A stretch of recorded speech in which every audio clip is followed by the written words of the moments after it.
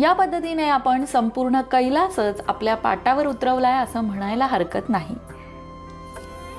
तुम्ही कडेनी अशी बॉर्डर तयार करून घेऊ शकता।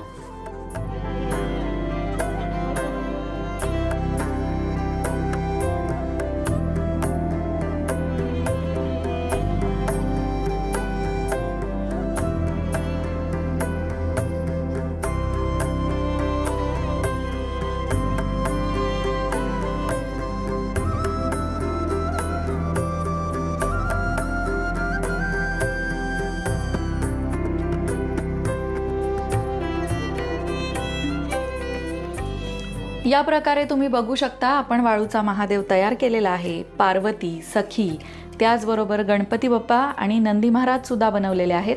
या प्रकारे आपला